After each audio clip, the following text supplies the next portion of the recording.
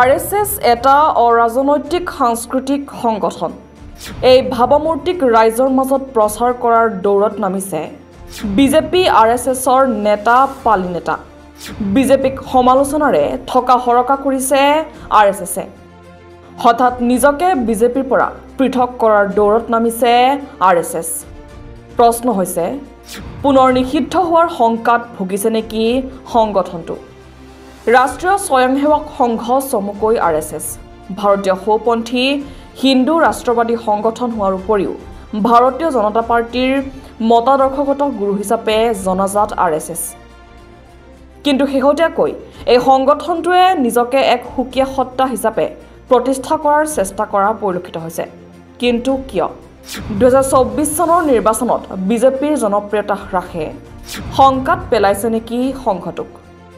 উল্লেখযোগ্য যে বিগত লোকসভা নিৰ্বাচনত বিজেপিয়ে অশেষ চেষ্টাৰ পাছতো আশানুৰূপ ফল দেখুৱাব নোৱাৰিলে। আনকি বিজেপিৰ প্ৰধান নিৰ্বাচনী ইছ্যু ৰাম মন্দিৰ নিৰ্মাণৰ পাছতো জনতাৰ ভোট নাপালে দলটোৱে। ফলত উত্তৰ প্ৰদেশত পৰাজয়ৰ সন্মুখীন হয় দলটো। তেনে ক্ষেত্ৰত হিন্দুত্ববাদী দলটোৱে আদৰ্শগতভাৱে আঘাত পোৱা পৰিলক্ষিত হৈছে। উল্লেখযোগ্য যে নিৰ্বাচনী প্ৰচাৰৰ সময়তে কংগ্ৰেছ নেতা ৰাহুল গান্ধীৰ লগতে বিৰোধী মৰ্চাৰ কেইবাগৰাকীও ৰাজনৈতিক নেতাই RSSক সমালোচনা কৰাৰ লগতে শাসনত আহিলে নিষিদ্ধ কৰাৰ ইংগিত প্ৰদান কৰিছিল। আৰু ইতিমধ্যে নিৰ্বাচনত জয় নহলেও তুলনামূলকভাৱে ভাল প্ৰদৰ্শন কৰিবলৈ সক্ষম হৈছে ইণ্ডিয়া মৰ্চা।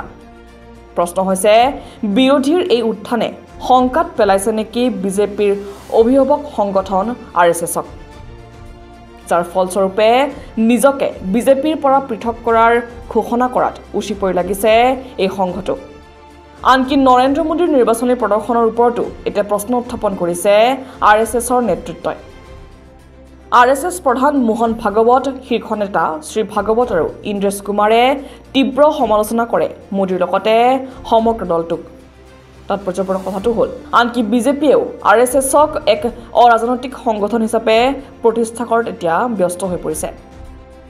বিজেপিৰ সভাপতি JP নাড্ডাই শেহতীয়াকৈ ইণ্ডিয়ান এক্সপ্ৰেছত প্ৰকাশিত কৰা এক সাক্ষাৎকাৰত RSSক বিজেপিৰ পৰা পৃথক এক অৰাজনৈতিক সংগঠন হিচাপে প্ৰতিষ্ঠা কৰিব চেষ্টা কৰিছে।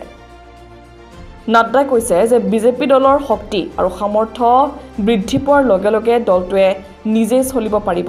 গতিকে বিজেপিৰ ৰাজনৈতিক কামৰ লগত RSS জড়িত হোৱাৰ প্ৰয়োজন নাই। সেই একেই সুৰতে সুৰ মিলাই RSSৰ কাৰ্যবাহী সদস্য তথা বিজেপিৰ প্ৰাক্তন মুখপাত্ৰ ৰাম মাধৱে এটা প্ৰবন্ধত RSSৰ অৰাজনৈতিক চৰিত্ৰ পুনৰবাৰ উল্লেখ কৰিছে। তেওঁ লিখিছে যে 2014 চনৰ সাধাৰণ নিৰ্বাচনত সমাজখনক জুৰুলা কৰা সাংস্কৃতিক মূল্যবোধ আৰু সামাজিক সমস্যাসমূহৰ ওপৰত ভোটাৰক সংবেদনশীল কৰিবলৈ RSSে নিজকে জড়িত কৰাৰ প্ৰয়োজনীয়তা অনুভৱ কৰিছিল। কিন্তু বৰ্তমান সক্ৰিয় ৰাজনীতিৰ পৰা RSS আঁতৰি আহিছে। কিন্তু হঠাৎ কিয় নিজকে অৰাজনৈতিক ঘোষণা কৰাত ইমান উঠি পৰি লাগিছে RSS? কিয়নো সকলোৱে জানে যে RSS বিজেপিৰ অভিভাৱক স্বৰূপ। বিজেপিৰ প্ৰত্যেকটো কাৰ্যতেই সহযোগ কৰি আহিছে RSSে, যি সৰ্বজন বিদিত। উল্লেখযোগ্য যে 1948 চনত নাথুৰাম গডছে যেতিয়া মহাত্মা গান্ধীক হত্যা কৰিছিল তেতিয়া নাথুৰাম গডছে RSS কৰ্মী হোৱাহেতুকে সমগ্ৰ দলটোক নিষিদ্ধ ঘোষণা কৰা হৈছিল।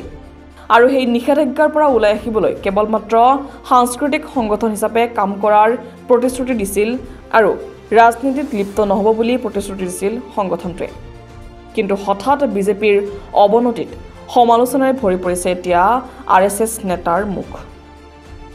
প্ৰশ্ন হৈছে আজি নৰেন্দ্ৰ মোদীক সমালোচনা কৰা RSS নেতাসকলে কিয় মৌন আছিল যোৱা 10টা বছৰত নৰেন্দ্ৰ মোদীৰ স্বৈৰাচাৰী শাসনত?